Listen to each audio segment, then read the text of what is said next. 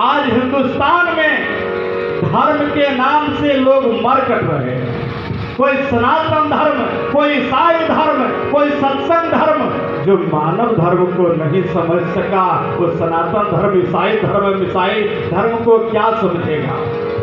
जो अपने पितृ धर्म को पालन नहीं कर सका, जो मातृ धर्म को पालन नहीं कर सका, आश्रम में रहकर गुरु धर्म को पालन नहीं किया, शिष्य धर्म को पालन नहीं किया, वह सनातन धर्म के नाम से डंका बजाकर मर मिट जाने से क्या फायदा होगा। अगर आप गृहस्थ साधक हैं तो आप ये समझ लें कि दुनिया में चाहे जितना अरबों की संपत्ति आप जमा कर सकते हो, पर आपके साथ नहीं जाएगा। ये 1000 बार सुने, 1000 कान से सुने हैं कि आपके साथ एक भी संपत्ति नहीं जाएगा। तो फिर आपके घर में, आपके परिवार में, आपके दोस्तों के पीछे 2, 4, 10, 50 रुपए खर्च करने में दुख नहीं होता। आपके साले बहनोई ससुर आते, उसमें खर्च करने में दर्द नहीं होता। पिताजी के लिए कंबल देने में क्यों दुखी होते हैं। आप पिता के श्राद्ध भंडारा में करोड़ों का श्राद्ध कर सकते, रसगुल्ला का भंडारा कर सकते, पर आप कहीं से आए तो अपने पिता के मुख में 2 रसगुल्ला नहीं दिया तो क्या धर्म किया। आज घर घर की मां, समस्त माताओं को एक ही आशा होता है।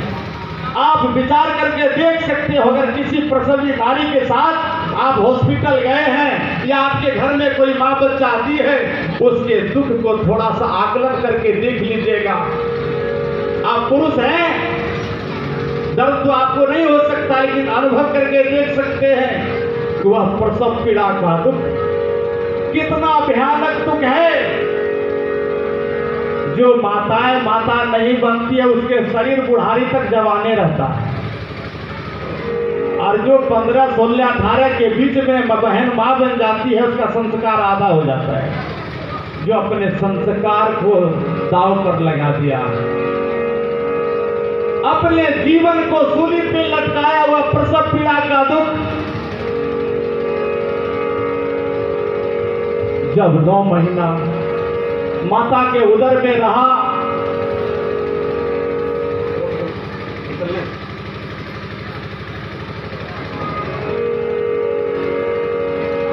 माता के प्रसव पीड़ा का दुख।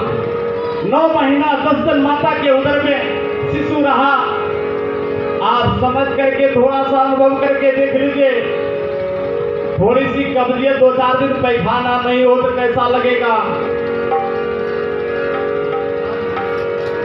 वह माता का दुख। छोटी सी लघु कथा है बीरबल के माध्यम से। बीरबल कहा,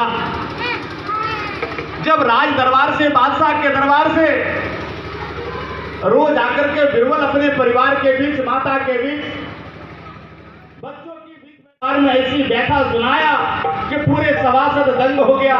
मैंने आज ऐसा काम कर डाला जो हमारा नाम पूरे हिंदुस्तान में हो रहा है।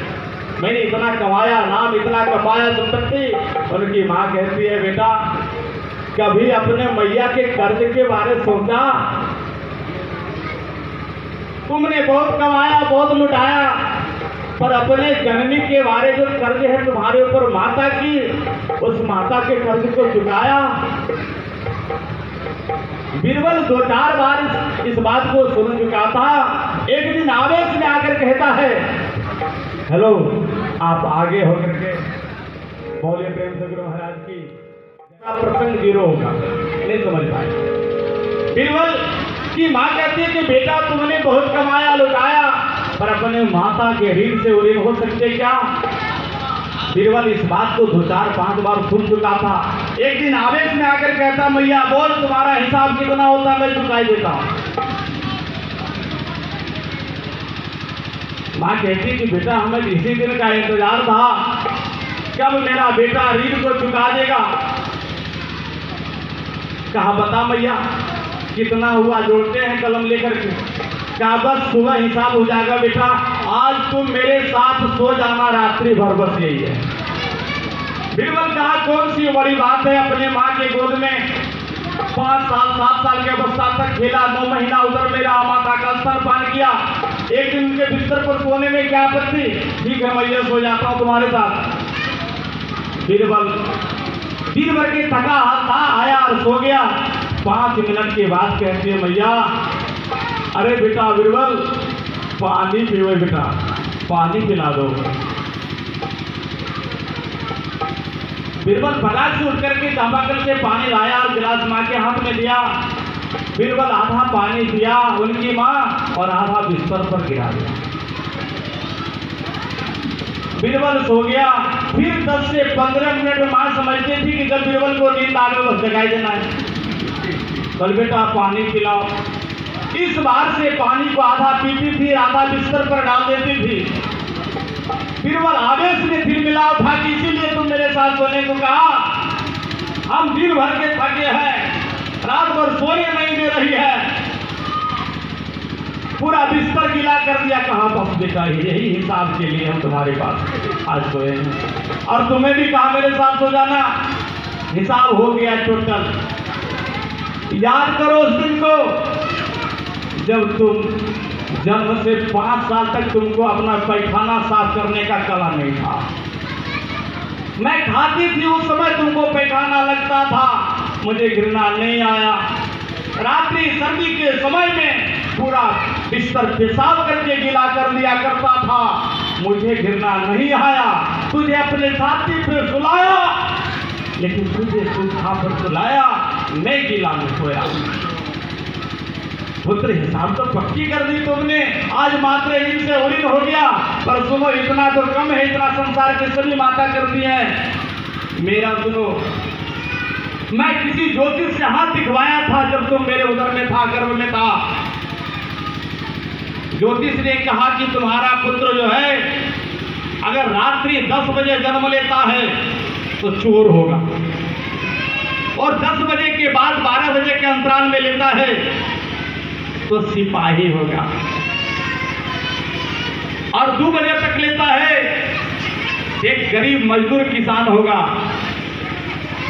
अगर 4 बजे भोर में जन्म लेता है तो महामंत्री होगा।